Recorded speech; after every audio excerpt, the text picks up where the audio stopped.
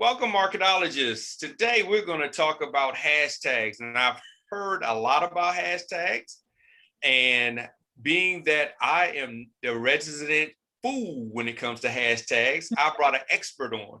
Argentina is the expert when it comes to hashtags, and she can help us get an understanding. So thanks for coming on the show and providing your insights. Thank you for having me. Really appreciate it. Great. I heard you talk in Clubhouse, and you were talking about hashtags, and you said something that I've never heard before. And you were talking about bad hashtags. Right. All hashtags were good hashtags. And, usually you hear people talk about how many hashtags to use and like use hashtags with the broad range and a lot of search, and then use brand hashtags and so forth. But I've never heard anybody say you can have bad hashtags. So I want to sit in the room and bask in your knowledge of what is hashtags and how should we use them? Well, initially, hashtags are supposed to, they were originally used in Twitter, right? So we would follow a hashtag, trending hashtags about a particular topic. So that's traditionally how it was used. But then there are some people that would try to abuse hashtags or would try to conceal their shady behavior online using hashtags, right? So banned hashtags are hashtags that Instagram users have reported because the post is against the Instagram's guidelines, right? So this means that any post that uses the hashtag will be hidden. And if you use them when you're making your content or you're posting your content, then, it will hurt your organic reach because your post will be hidden. Okay. So like a lot of these like Motivation Mondays and what is it, Follow Fridays and things like that might actually hurt you versus get in front of a bunch of people? Right, because you have to think of it this way. Social media, especially Instagram, they're constantly changing their algorithm in the way that they design highlighting certain posts. Because ultimately what they want is that organic reach, that whole interaction, that it's actually a human being doing it, and that the content that the people are seeing are relevant content to them. You know what I mean? Okay. So if I'm not really interested in seeing sports cars, for example, because that's not my interest, and somehow someone is using hashtags that I and a lot of people follow just so they can be seen. So, Instagram is quite smart in terms of designing their algorithm to say, you know what, this looks like it's just a follow pod, or it's just, bots doing it, or it's just people trying to get likes but not really something relevant to it. So that's why it's very, very, important that when you're using hashtags, because hashtags are extremely powerful if you know how to use them. But if you use them, then you will get penalized. Or if you don't use them properly, then you're really missing out on the opportunity to really maximize your every single post. Okay, so like for instance, in that example, if I had a sports car and I'm putting in stuff like Coach Bag, and you're like, oh, I like Coach bags. And you click it, and then it's a sports car. All of a sudden, it's like, wait a minute, he's doing clickbait. Remember back in the days when they used to do clickbait, they would have this video and they would say, here's a cat that slapped a dog. See what happens next. And you click it, and then all of a sudden they're selling you something. And it's like, wait a minute, that had nothing to do with this cat and dog. Right. And so, okay. Yeah. So, and sometimes too, some shady characters online would also use them to hide some of the things that they're not supposed to do, like soliciting minors or anything like that, and would use hashtags that's popular to that demographic. Okay. To attract them, right? There's also a safety piece to it. So safety and relevance really are the major key points when it comes to really making sure that you're using the right hashtags. Okay. Now, how can you find out what the bad hashtags are? So let's say, you're just being genuine and you use a hashtag, you're a motivational speaker and you use Motivation Monday, and that might be a bad hashtag. How can you find out which ones are like flagged? Is there like a directory or a way to know? So it's so interesting because Instagram doesn't really go out and say, hey, community, don't use these hashtags. They don't do that, right? So it's really the community and a lot of people figuring it out whether or not what they use. It's like experimenting almost. And the great thing is there's a lot of community users that are putting together a list once they notice that, okay, so this is a banned hashtag. So how do you know if it's a banned hashtag? So you can either Google, total the list of banned hashtags, right? Okay. Constantly being updated, so it's very important that you stay on top of it. And how do you know if one of your hashtags was actually a banned hashtag without checking the list?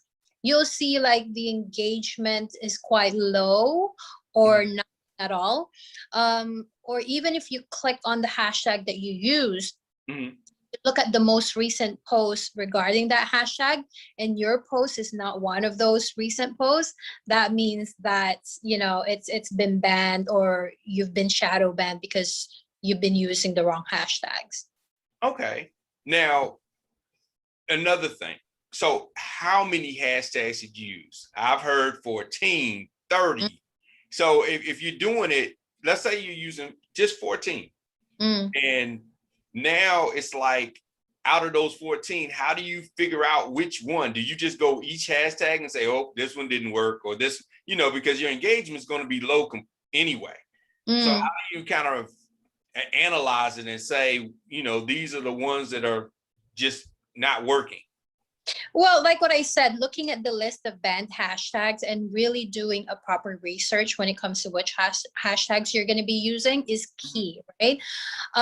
You'll get a sense of it eventually. And the thing is, the key really when it comes to hashtags is that you don't use the same hashtags all the time. Right? Because I noticed this, a lot of people, for example, they're motivational speakers. And the only thing that they're going to be using, the hashtags they're going to be using is motivation, motivational speaker, Monday motivation. It's always the same tired hashtags over and over. And that's actually the algorithm's way of saying, okay, so this is a bot. This is not a real person, because the same things over and over. So I always advise to have at least 4 different sets of hashtags that you're using and constantly checking, are those hashtags still relevant, and looking at those banned hashtags. You don't have to do that every single time that you post, but once a month, maybe check on those hashtags, are they still relevant? And this is also why it's important when you're trying to plan your content to have to be clear in terms of your pillars for your brand, right? So if you're a motivational speaker that's also a dad that loves to play, just say, basketball, and you do community service, so maybe your hashtags are going to be relevant to motivation, father or parenting, community, and basketball. Okay.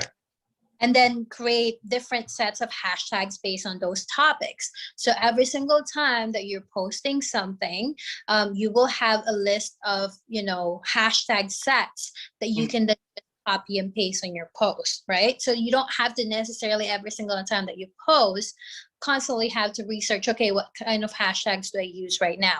So in terms question in terms of how many hashtags can you use in every single post, the maximum hashtags that you can use is 30, right? Should you use all of them? Ideally, yes. I also like to change it up every now and again. So my magic number is between the 20, 30 kind of thing, just because, again, trying to get the algorithm to think that, oh, okay, so this is fresh content. This is a Oh, different, okay. this is a different one, right? So that's really, you know, you know, you can ask every single social media person, Mhm. would probably give you a different answer, but for me it's just based on my experience that that seems to be what works, that I'm getting that engagement, right? Mhm. And the other thing as well, when it comes to hashtags, is mixing your hashtags from like the most popular ones, to the medium sized ones, to like the small sized ones. How do you know that, whether a hashtag is a really popular, like for example, love, you know that there's going to be billions of people that would have used that hashtag love already, right? But if you say love basketball, Okay. that's smaller percentage versus a love, right? Mhm. Or you can put love, if let's say you're in Houston, love Houston basketball, love basketball, Okay. like it gets narrower and narrower, right? So, you know, trying to use mixing it up with the big, medium, and small Mhm. sets type of thing, like, so every single time you're getting a mix of, you know, the big ones, the small ones, and the medium ones. And what I recently discovered as well, I don't know if you have been using Instagram Reels. Haven't got to it yet. Yeah, Yeah, I'm trying to get good at Instagram, and it's hard.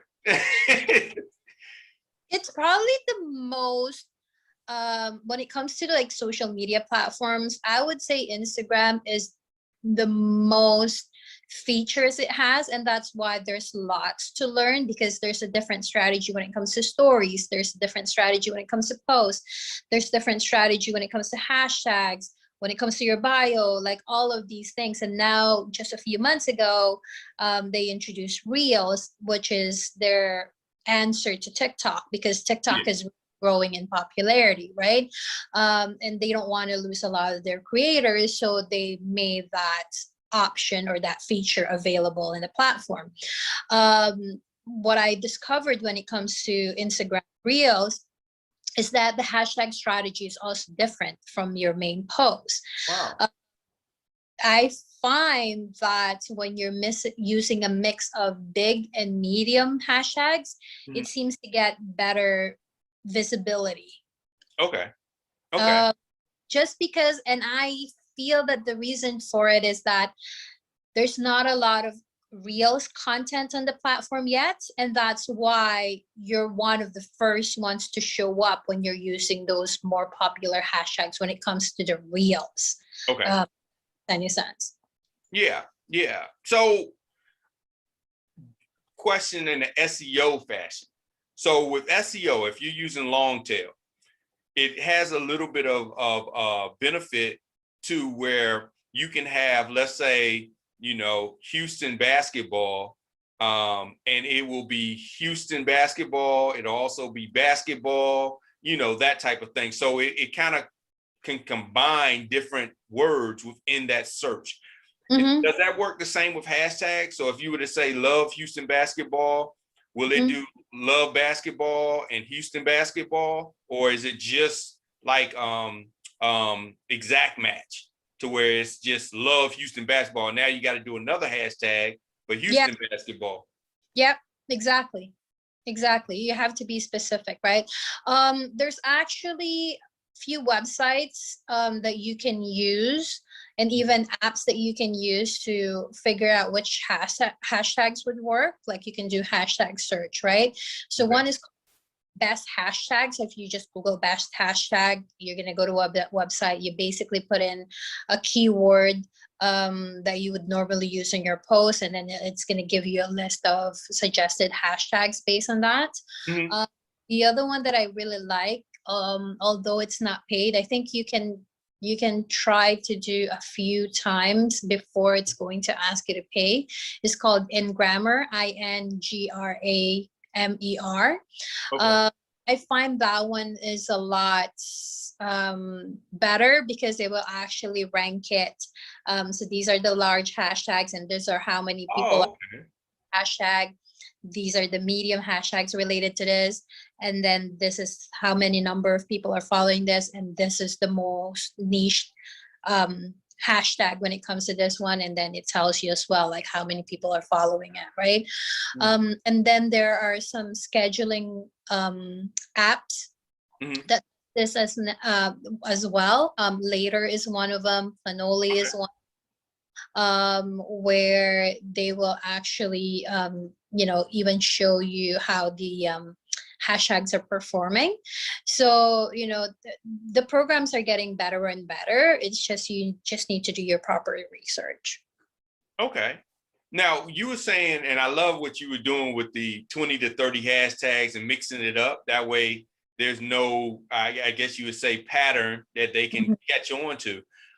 Are you putting them in the actual post caption, or some people say put them in the caption, one or two, and then put in the first comment all the others? What's the best? Matter. It's just really a matter of aesthetics. So before, somehow the algorithm favored it when, depending on how big your account is. So if you had 100,000 and over followers, then you can put them in the first comment. So if you had less than 100,000 followers, then you have to put them in the body of your caption. So that was before. Lately, I've been noticing that it doesn't really matter anymore whether it's going to be in the body of your caption or the first comments.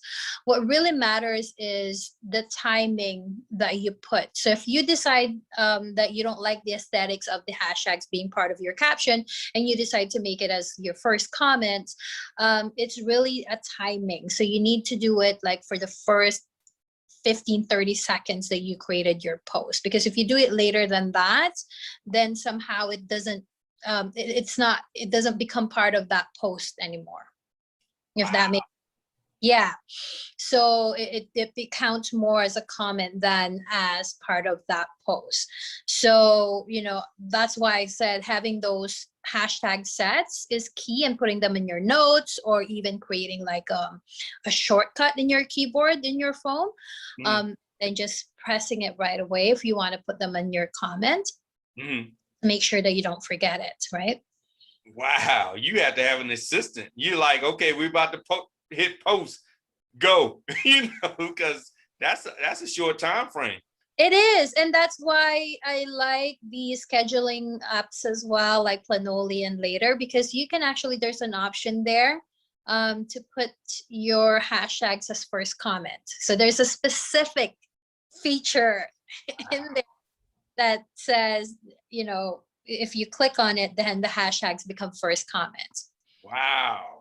Man, it's good to have the tools to do this, because I know if you try to do a tight, a freehand, you probably aren't going to make the time limit. So yeah, and the thing is, I'm a fan of simple. I like overcomplicating my life, and I don't like overworking myself.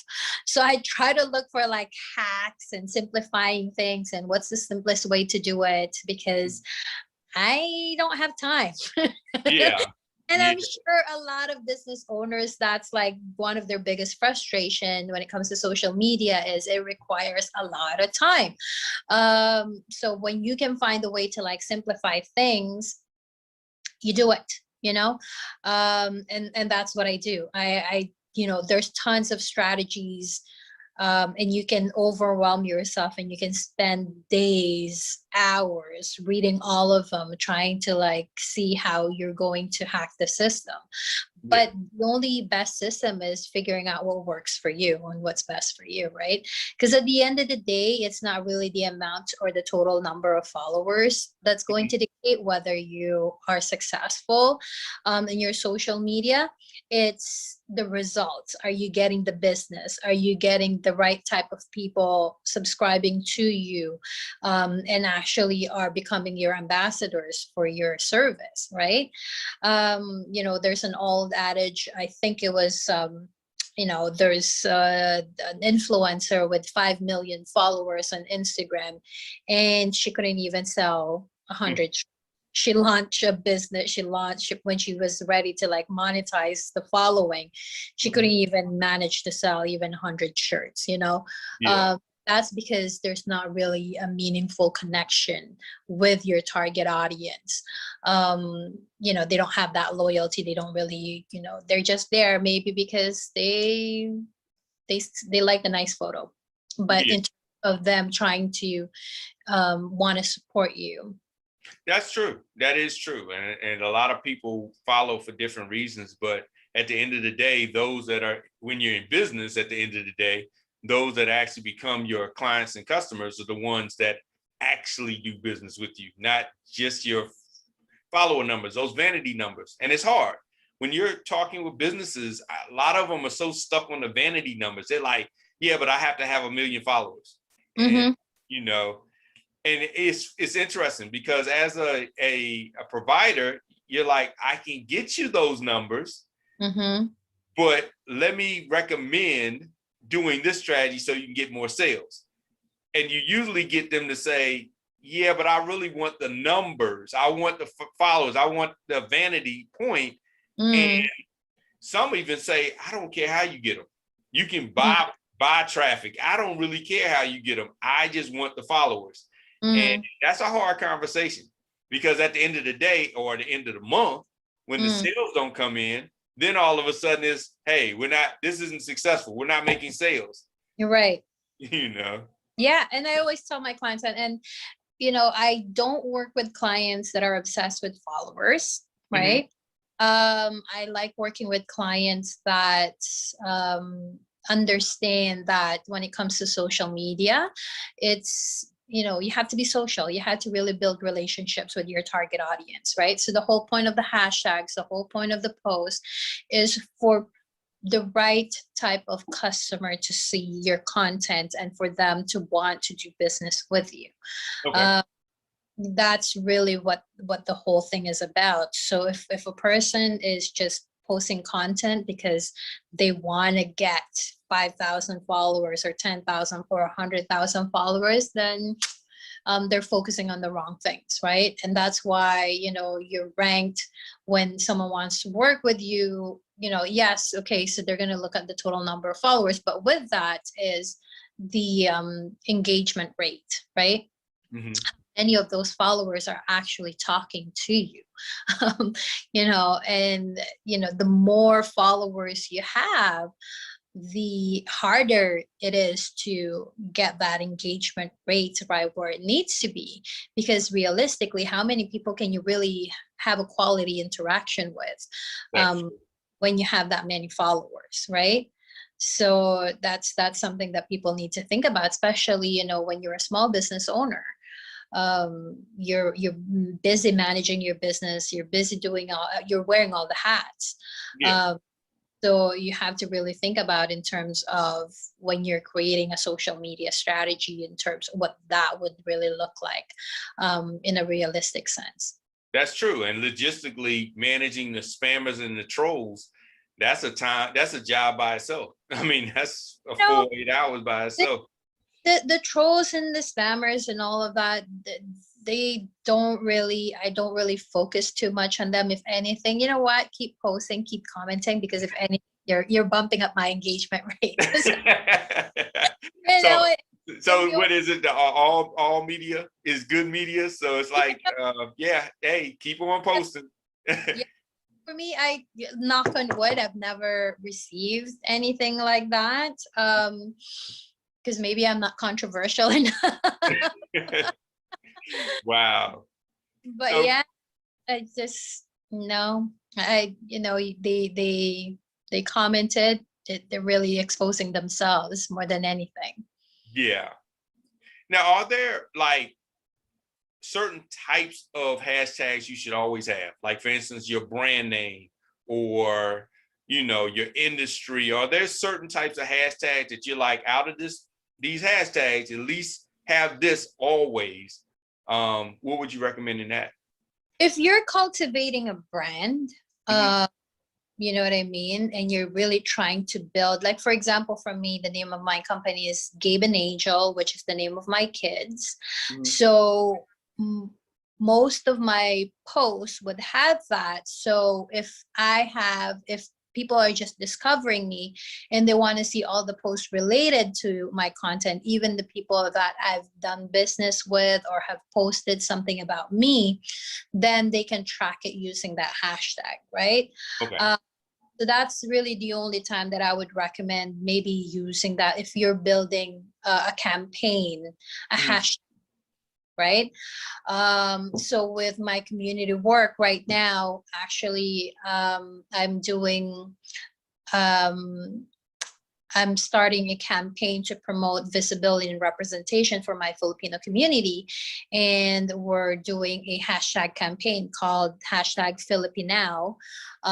So all of my posts during the whole campaign month will all have that, right? So it's all related to that whole campaign and movement. So yeah, so that's the only time that I would suggest using the same hashtag. Okay, great. And I know across different platforms, the hashtag strategies are different, based on the platform. Yeah. Are they still as relevant on like Twitter and YouTube? I know LinkedIn they are, because they always recommend you do hashtags. But, I've heard now, this is just blog talk. I've heard like Facebook, it really doesn't matter anymore.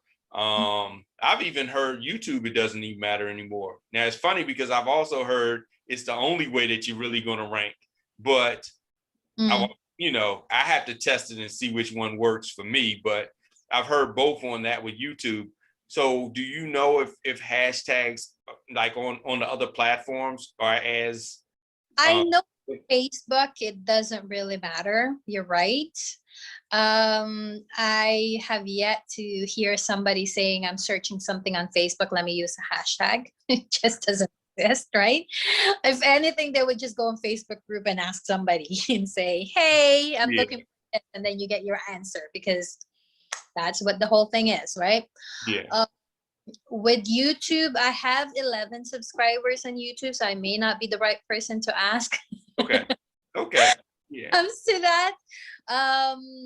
But I know Twitter, it started really there, right? So I know, for example, a lot of my PR friends are talking about that's one of their thing is that use hashtags, even when you're searching for something. And apparently a lot of news reporters or even PR people, that's how they, for example, if they need someone to talk to about a particular topic, they would actually use the hashtag strategy. So okay. And on Twitter, since the character count, you really can only use what, 2 or 3 hashtags, and that's it. I mean, because of your character. Whatever you can fit in the yeah number of characters, right? So that's pretty much when it comes to that. It's really only Instagram that has specifically said maximum number of hashtags is 30. And even if you try to put more than that, it's going to give you a warning that you can't. And even people that are commenting, because sometimes I would see, I would comment on a friend's post, and if they max out all their hashtag, even if I'm like, would make a comment and it's a hashtag comment, it's gonna say too many hashtags. Are you serious? I didn't know that. Yeah. Oh, that is interesting. I thought it was only for like the caption, the caption or the first comment area. And wow. So if you max out, then people can't even put it in that way. So maybe you put in 20 and say, hey, the first 10 people to comment can put in a hashtag. So well, it's not really going to help your post though. That's the thing, right? And it's really their comments, if anything. So yeah, I would just I would rather maximize my own hashtag to make sure that I get the visibility and organic reach. Okay. Wow. Learn so much. Yeah. Well, everybody, if you're looking to maximize your hashtag game or at least do your social media right on Instagram, check out Gabe and Angel. I mean, I am sure you thought you knew about hashtags until today's actual episode. I'm sure you learned something, because I know I did. And I never claimed to be good at hashtags, but never knew. So thank you so much, Argentina, for coming on and sharing this wisdom with us, because, there's a lot of rumors out there and a lot of people are doing a lot of things. And like I said, it makes sense once you said that the algorithm looks for those patterns. And it's like, okay, this guy's always posting this hashtag, this block of hashtags. Okay, it might be a bot. And, in today's automation, we love to automate everything. And so, yeah, that makes much sense. Yeah. So, my pleasure, Jeff. I really appreciate you taking the time to chat with me. Always enjoy talking about these topics. And, like what I said, and here's the other tip as well for people that are listening. We're talking about breaking the pattern. That's always the thing about algorithm. If you feel that your account is on a slump, review your content, make sure that it's relevant to your business.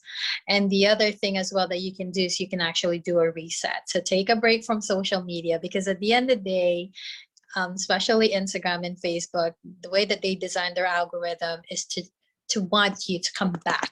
So they will try to entice you. So with the next time that you make and do this, especially if you have like a big promo that you want to push, do a reset of your account. Don't post anything for at least 24 hours. And then post something, and you'll notice the algorithm will pick it up and try to share it more. Oh, that's interesting. Didn't know that either.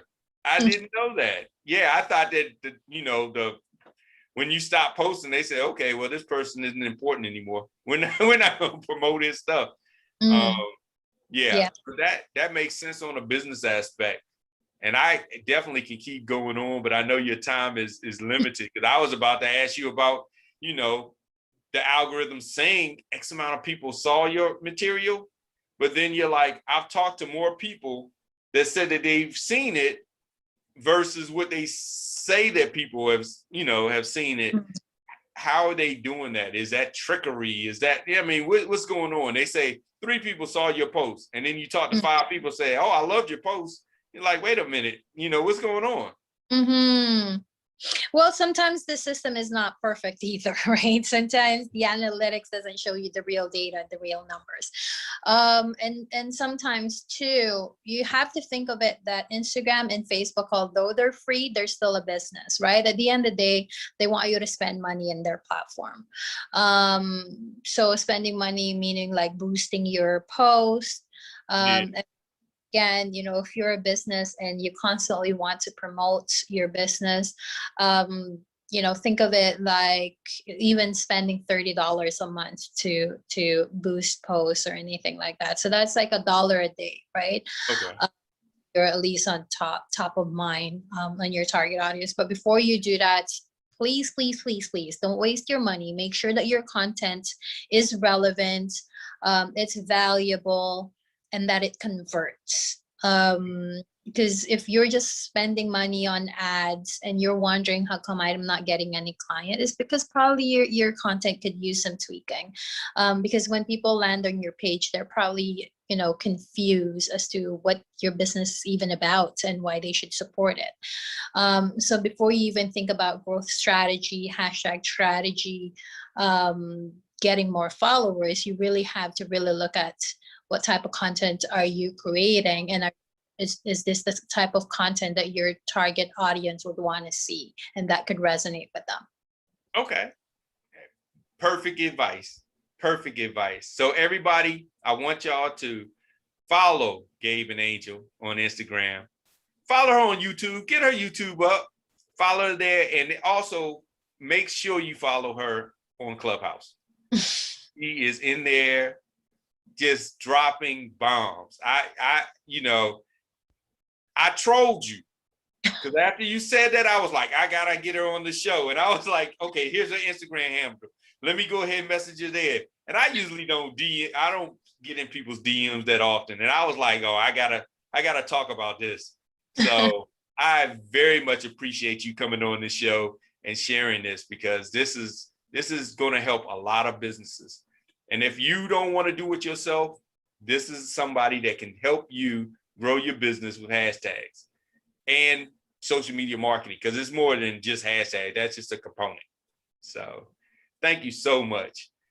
So everybody, I hope you learned a lot. Look forward to talking with you on the next marketing strategy session. Thank you, Jeff. Bye.